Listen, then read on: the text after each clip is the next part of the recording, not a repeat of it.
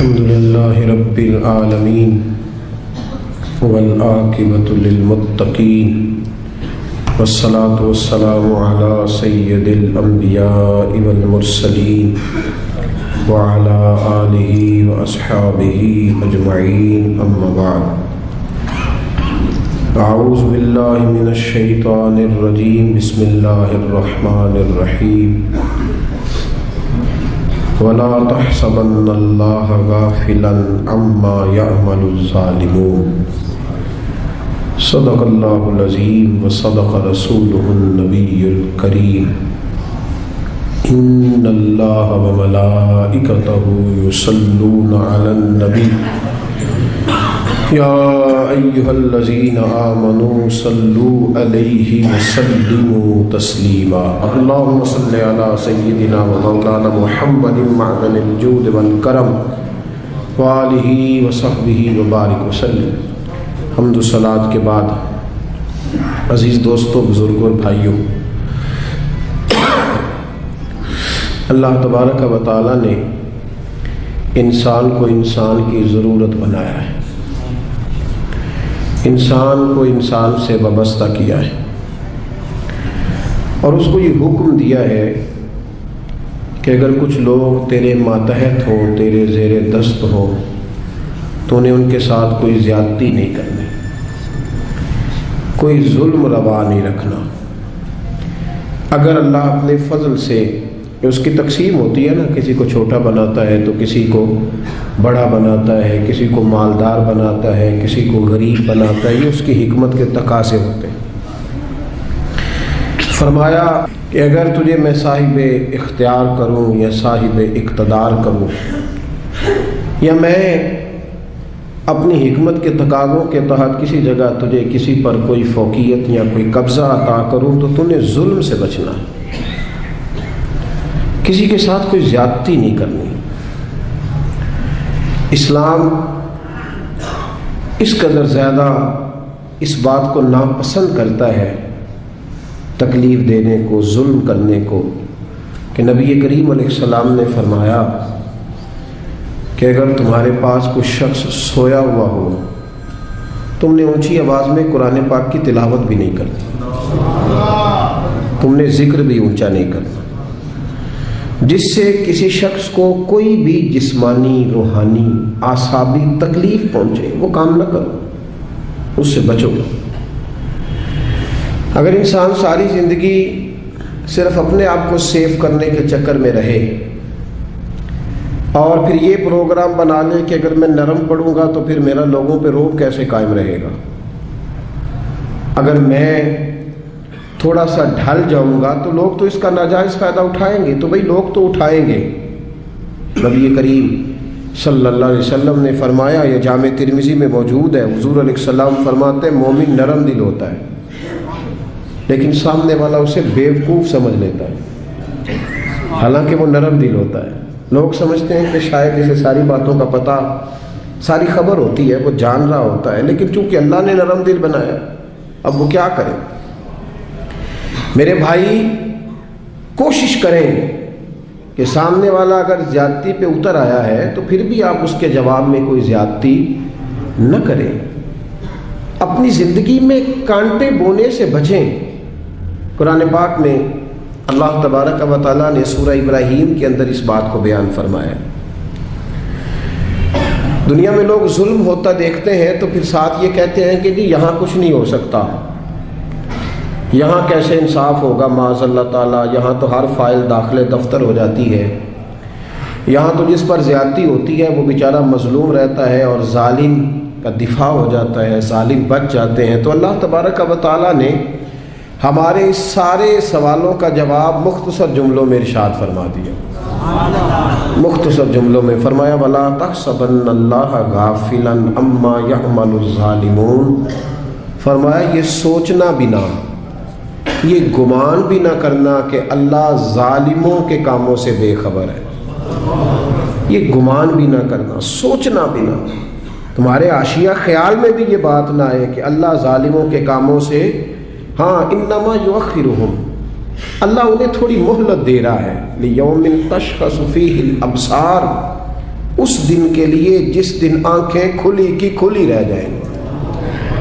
اللہ انہیں مہلت دے رہا ہے، ڈھیل دے رہا ہے۔ ڈھیل کو ان کی آزادی نہ سمجھ لینا، اللہ کو تم نے گمان بھی نہیں کرنا۔ ذرا قرآن مجید کی آیت کی ترتیب دیکھیے، فرمایا یہ سوچنا بھی نہ کہ اللہ غافل ہے، اللہ تو ڈھیل دے رہا ہے، اور ڈھیل ڈھیل ہوتی ہے۔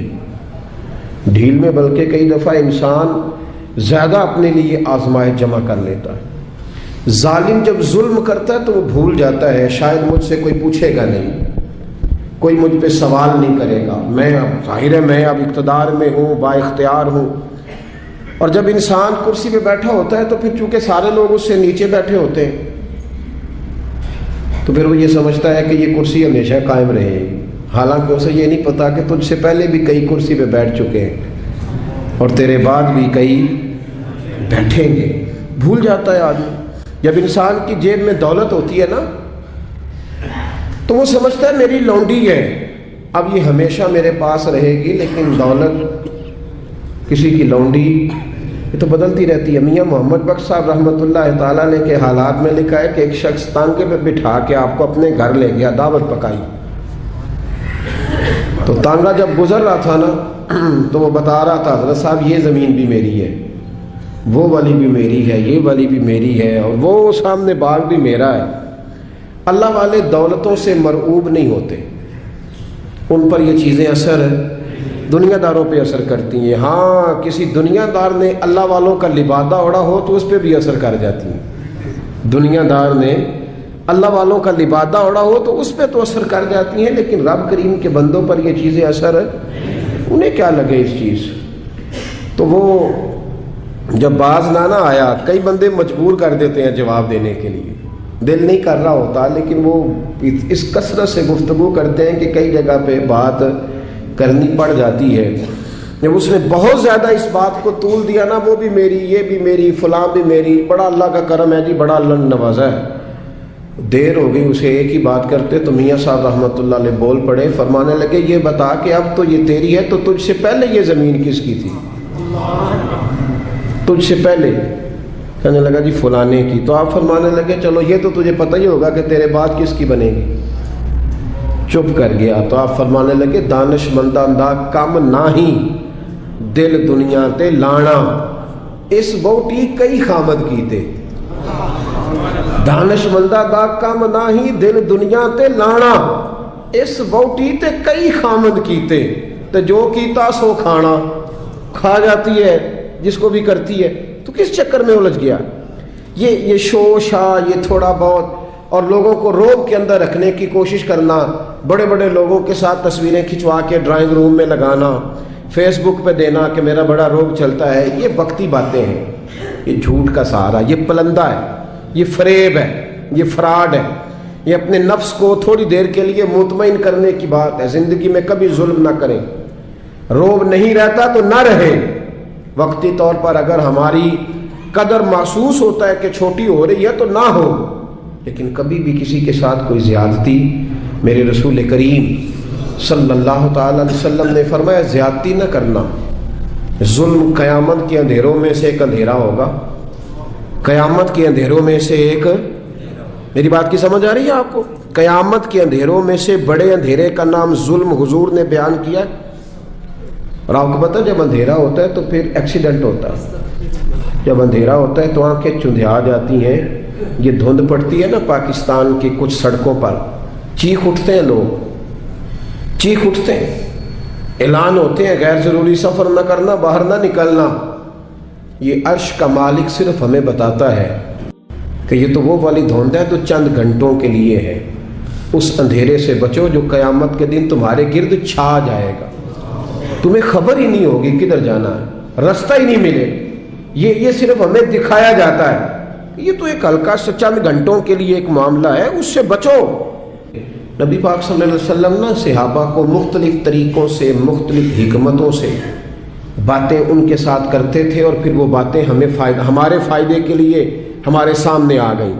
صحیح مسلم میں حضرت ابو ہریرہ رضی اللہ تعالیٰ عنہ فرماتے ہیں کہ نبی پاک صلی اللہ علیہ وسلم نے صحابہ کے مجمع پر نظر ڈالی اور فرمایا بتاؤ بھئی مفلس کون ہوتا ہے، غریب کون ہوتا ہے، بتاؤ۔ اللہ اکبر.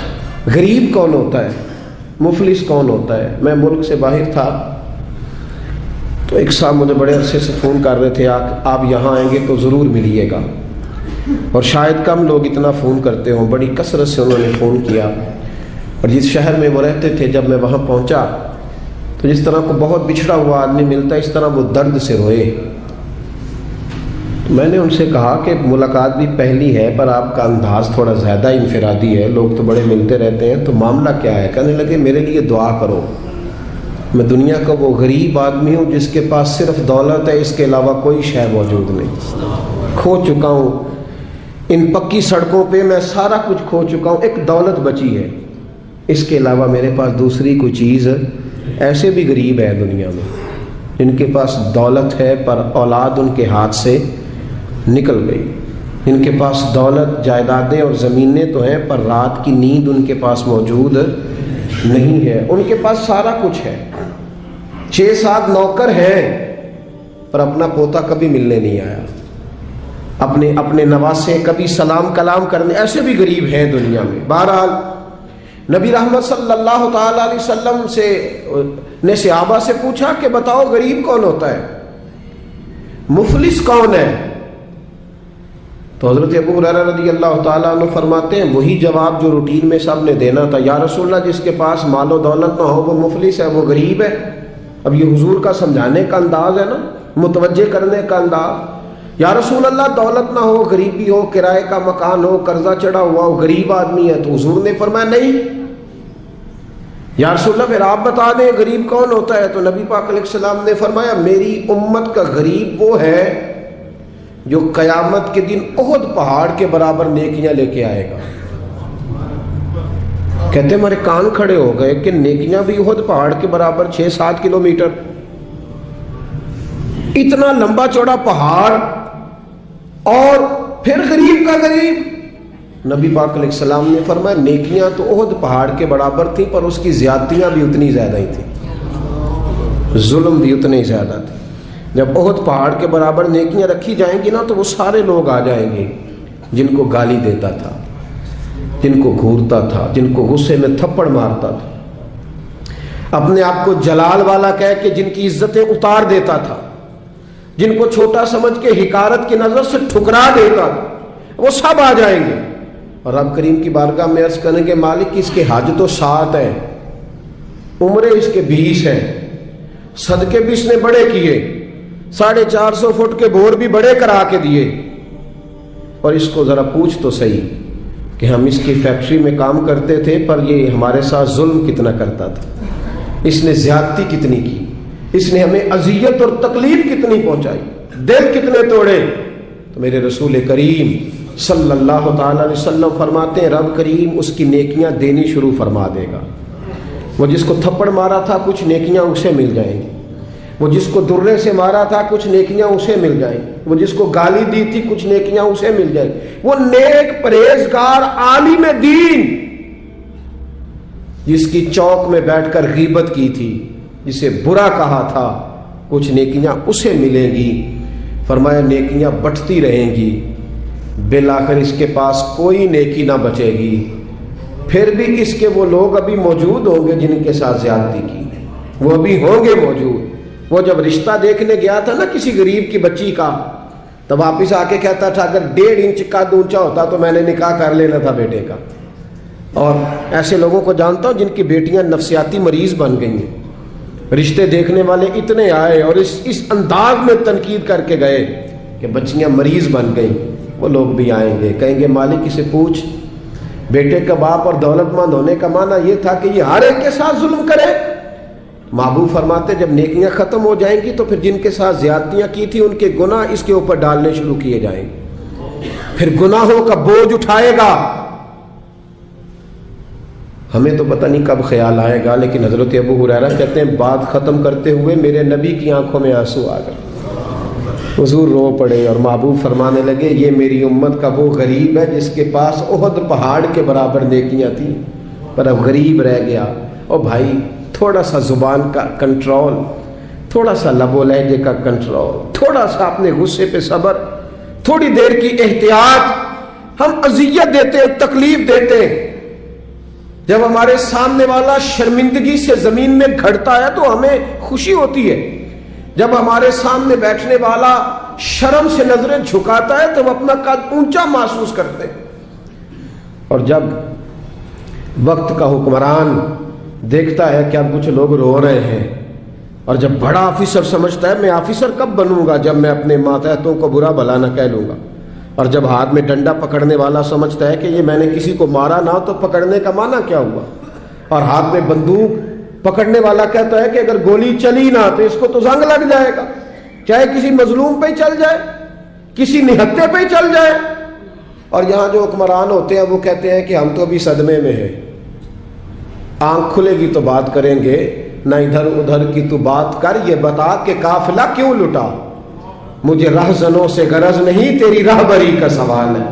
او بھائی، ہم روز ظلم خرید رہے ہیں اپنے لیے، روز زیادتی جمع کر رہے ہیں اپنے لیے۔ میرے رسول کریم صلی اللہ تعالی علیہ وآلہ وسلم نے فرمایا جس نے زمین کے بالشت بر ٹکڑے پر ظلم کیا، ایک بالشت، ایک گٹ، جس نے زمین کے بالشت بھر ٹکڑے پر ظلم کیا، اللہ تعالیٰ قیامت کے دن 7 زمینوں کا توق بنا کے اس کے گلے میں ڈال دے گا، پھر اس کی گردن ٹوٹنے پہ آئے، پھر وہ ہائے ہائے کرے گا، لیکن اسے اس وقت معافی نہیں ملے گی۔ آج موقع ہے وہ معافی مانگے، درگزر کا سوالی بنے، بچے اس ظلم سے، بچے اس جس کو پتہ چل گیا ہے کہ میرا بیٹا اپنی بیوی کے ساتھ درست طریقے سے نہیں رہ رہا، اس باپ کا فرض نہیں ہے اپنے بیٹے کو ڈانٹنا کہ اس نے طرفدار بننا۔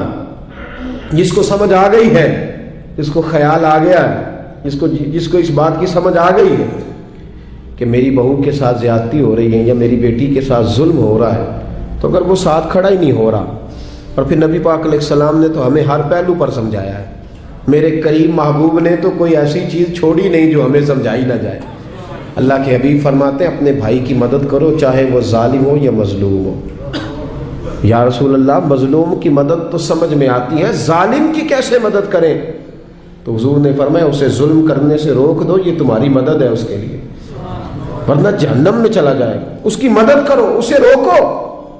جب لوگ ظلم کر رہے ہوتے ہیں تو کہتے ہیں کیسے پتہ چلے گا، ہم چھپ کے کر رہے ہیں، کون ہے دیکھنے والا؟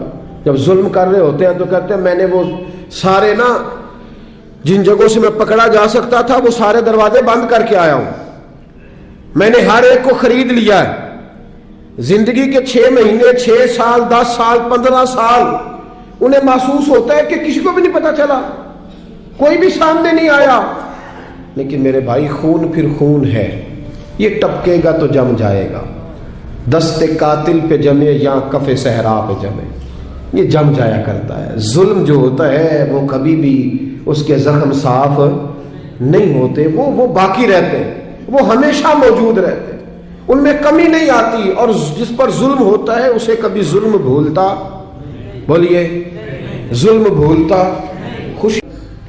شاہ کسریٰ نے اپنے بچے کو، بیٹے کو، جب ایک ہی اس کا بیٹا تھا تو اس کے دل میں یہ خیال آیا کہ میں اسے علوم و فنون سارے سکھانا چاہتا ہوں۔ اس نے اپنے بیٹے کو گھوڑ سواری بھی سکھائی، تیر اندازی بھی سکھائی، سیاست بھی سکھائی، فن حرب و ضرب بھی سکھایا۔ پھر خیال آیا کہ میرا بیٹا کچھ اخلاق بھی سیکھے، دینداری بھی سیکھے۔ ایک درویش تھے شیخ حسن، ان سے کہا کہ حضرت میں چاہتا ہوں کہ میرے بیٹے کو گھر آ کے پڑھا دیا کریں۔ توجہ ہے میری بات پر؟ میرے بیٹے کو، تو حضرت فرمانے لگے کہ اگر تیرے بیٹے نے پڑھنا ہے تو میں نہیں گھر آؤں گا، وہ میرے گھر آئے گا۔ تو وہ کہنے لگا حضور میں بھی دیکھ ہی رہا تھا، مجھے بھی ایسا خوددار عالم ہی چاہیے تھا، خوددار عالم چاہیے تھا۔ بہرحال حضرت کے گھر وہ پڑھنے جانے لگا تو مسلسل 6 سال وہ طالب علم پڑھنے گیا، اور عام طالب علموں کے ساتھ اس شہزادے نے بیٹھ کر تعلیم حاصل کی۔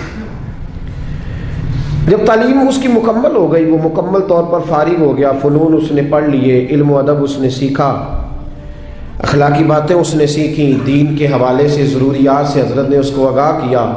جب کافی حد تک وہ ان چیزوں کو سمجھنے لگا تو ایک دن بلایا اس کے والد کو کہ اب تیرے بیٹے کی تعلیم مکمل ہوگی۔ اور محدث اعظم پاکستان رحمۃ اللہ تعالی علیہ فرمایا کرتے تھے کہ مجھے میرے استادوں نے جب دستار فضیلت کی تھی تو میں نے وہ پگڑی کا کپڑا سنبھال کے رکھا ہے، اور جب میں مروں گا تو میں نے اپنے بچوں کو وصیت کی ہے کہ مجھے کفن بھی اسی میں دینا، اس لیے کہ میرے اساتذہ نے یہ گواہی دی ہے کہ اب یہ دین کا چھوٹا سا طالب علم بن گیا۔ ایک دن نا جب فارغ ہو گیا تو استاد نے اسپیشل بلایا، کہا شہزادے کوئی کام ہے گھر آؤ، تو وہ بھی طالب علم تھا، وہ گھر آیا۔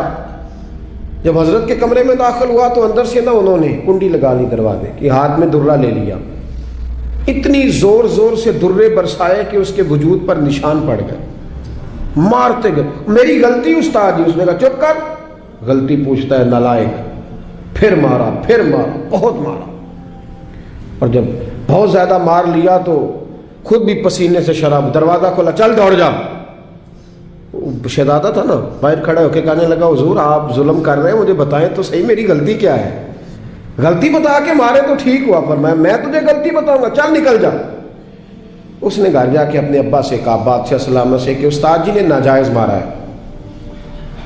بادشاہ سمجھدار تھا، کہنے لگا بیٹا جو قومیں اساتذہ کو کٹہروں میں کھڑا کرتی ہیں وہ کبھی کامیاب نہیں ہوتی، استاد کبھی ناجائز نہیں مارا۔ اگر فزکس کیمسٹری کا ہو تو وہ ناجائز نہیں مارتا، لیکن اگر 8,000 کا مولوی ہو تو پھر وہ ناجائز ہی مارتا ہے۔ پھر سویرے اماں آئی جاتی ہے، کہتی تو مسیتے رہنا ہے کہ جا جانا ہے، 8,000 تنخواہ ہے تو میرا 60 کروڑ کا منڈا ہے۔ میں غلط نہیں کہہ رہا، میں صحیح کہہ رہا ہوں۔ وہ اگر فزکس کا استاد ہو نا جو 10,000 روپیہ لیتا ہے تو پھر تو ٹھیک ہے، لیکن اگر بیچارہ غریب امام مسجد ہو تو پھر تو وہ شہزادے کو آگ نہیں لگا سکتا۔ یہ تقسیم ہے ہماری، یہ ظلم ہے۔ تو بادشاہ نے کہا کہ بیٹا اساتذہ ناجائز نہیں مارتے، تیری کوئی غلطی ہوگی جس کی تجھے نہیں خبر، استاد جانتے۔ اس نے کہا نہیں ابا، میں وہاں رہا ہوں، کوئی بات ہوتی تو مجھے بھی پتا ہوتی، اور پھر اگر اتنی سخت بات تھی جس پہ اتنا مارا کہ میرے وجود پہ نشان پڑ گئے، مجھے بتایا جاتا۔ اس نے کہا بہرحال میں تیرے استاد کو کٹہرے میں کھڑا نہیں کر سکتا، وہ تیرا استاد ہے، بڑے لوگ ایسی باتیں کرتے تھے۔ اب اس نے اپنی اماں سے کہا کہ اماں میرے دل سے بات نہیں جاتی، میرے ساتھ ظلم ہوا ہے، استاد نے قصداً مارا ہے، بلا وجہ مارا ہے، تعلیم سے فارغ ہونے کے بعد مارا ہے، سمجھ نہیں آتی۔ تو اماں کہنے لگی بیٹا تیرے ابا نے نہ کر دیا تو اب ہاں کون کرائے گا؟ اور بادشاہ سلامت ہے، سخت مزاج آدمی ہے، میرا بیٹا تو صبر ہی کر۔ بچے نے صبر تو کر لیا پر اندر سے بات گئی نہیں، ظلم ہوا تھا نا۔ 30-35 سال بیت گئے، اس کے باپ کا انتقال ہوا تو وہ بادشاہ بن گیا۔ شیخ حسن بوڑھے ہو گئے تھے، یہ بھویں سفید ہو کے جھک گئی تھی، دونوں ہاتھوں سے لاٹھی پکڑتے تھے پھر بھی مشکل سے چلتے تھے۔ پہلے دن تخت نشین ہو کے شہزادے نے پہلا حکم یہ جاری کیا کہ میرے استاد کو حاضر کرو۔ 3-4 سپاہی بھیجے کو بابے کو پکڑ کے لاؤ جیسے بھی آ سکتا ہے۔ لے آئے، حضرت کو لا کے جب صاحب نے کھڑا کیا تو کہا استاد جی ناراض نہ ہونا، بوڑھے ہیں کمزور ہیں شک کوئی نہیں، پر میں کیا کروں، آج بھی دردیں اسی طرح میری تازی ہیں، سوچتا ہوں تو پھر مجھے اسی طرح جلن محسوس ہوتی ہے، بتاؤ کیوں مارا تھا؟ تو شیخ حسن رو پڑے، کہنے لگے بیٹے بس اللہ سے میں نے دعا کی تھی کہ اس دن کے لیے مجھے زندہ رکھے، وہ دن آ گیا، میں نے آج کے دن کے لیے تجھے مارا تھا، بس آج جو دن آیا اسی لیے مارا۔ کہا حضور کیا مطلب؟ اب فرمانے لگے کتنی دیر ہو گئی تجھے مار پڑے ہوئے؟ کہا 35 سال۔ آج کیوں بلایا ہے؟ بھولا تو نہیں نا 35 سالوں میں؟ کہا حضور نہیں بھولا، تو آج کیوں بلایا؟ کہا میں آج صاحب اختیار ہوا ہوں تو بلا لیا۔ تو آپ فرمانے لگے بیٹے مجھے پتا تھا ایک دن تو بادشاہ بنے گا، اس لیے تجھے مارا تھا، ناجائز نہ کسی کے ساتھ ظلم کرنا۔ اگر تجھے 35 سال نہیں نہ بھولا تو جس کے ساتھ تو ظلم کرے گا اسے بھی قیامت تک نہیں بھولے گا۔ اور فرمایا آج تو با اختیار ہوا ہے تو تو نے مجھے کٹہرے میں بلا لیا ہے، قیامت کے دن اللہ سارے مظلوموں کو با اختیار کر دے گا، سارے مظلوم با اختیار ہوں گے اور سارے ظالم کٹہروں میں کھڑے ہوں گے، پھر تجھ سے ایک ایک بات کا حساب پوچھیں گے۔ شہزادہ کھل کے رویا، استادوں کی دست بوسی کی، تحائف دیے، کہنے لگا رب آپ کا بھلا کرے، آپ نے مجھے صرف علم نہیں سکھایا، تجربہ کر کے مجھے آپ نے علم محسوس کرنا بھی بتا دیا ہے، مجھے احساس ہو گیا کس طرح کر کہ بھئی یہ نہیں بھولا کرتا، آپ یقین کریں یہ نہیں بھولتا۔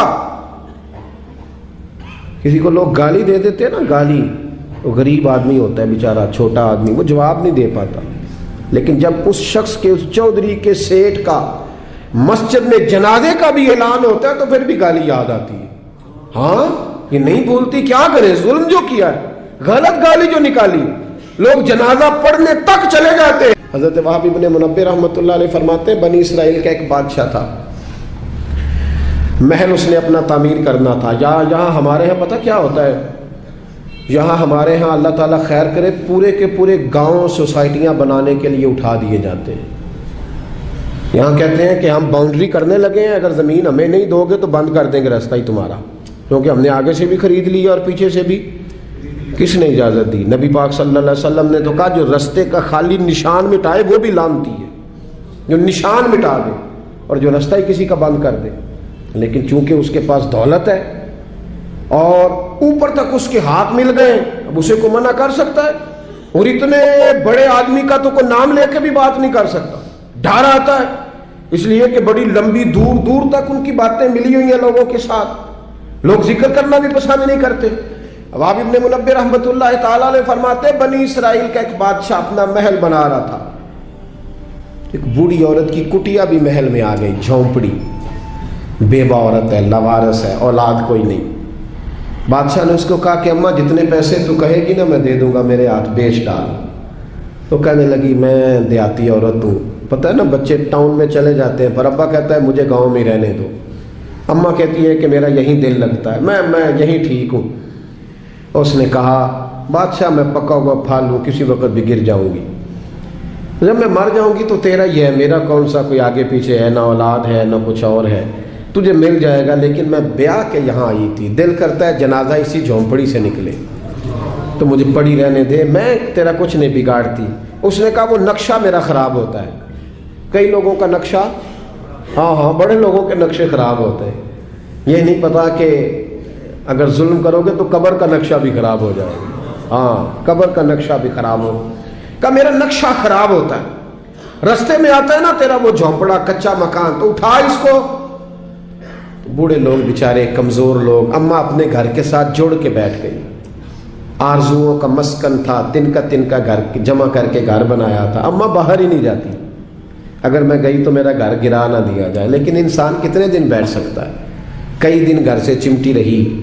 آخر ایک دن انسانی ضرورت کی خاطر گھر سے باہر نکلی, چند گھنٹے دور گئی تھی. بادشاہ نے پہلے سے بندوبست کیا تھا کہ جیسے نکل جائے نا تو بلڈوزر چلا دینا, جو اس وقت سہولت تھی, گرانا فٹافٹ. ہم کو پتا جنہوں نے قبضہ کرنا ہوتا ہے وہ تو رات کو دیواریں بنا کے چھت بھی ڈال لیتے ہیں.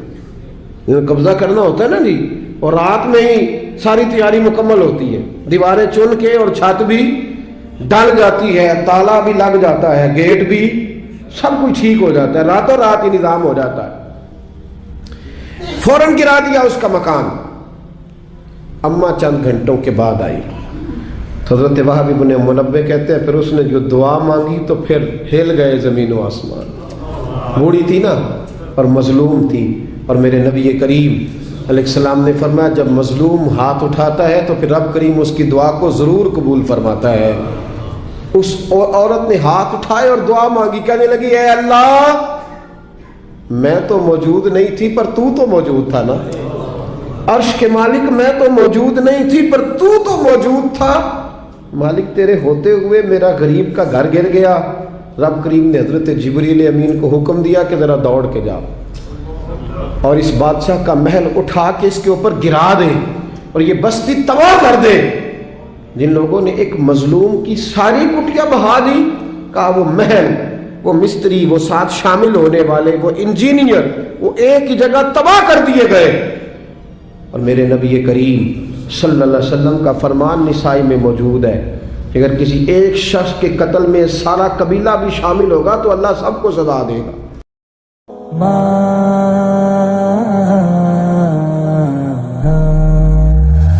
موت کی آغوش میں جب تک سو جاتی ہے ماں, تب کہیں جا کر کے تھوڑا سا سکون پاتی ہے ماں.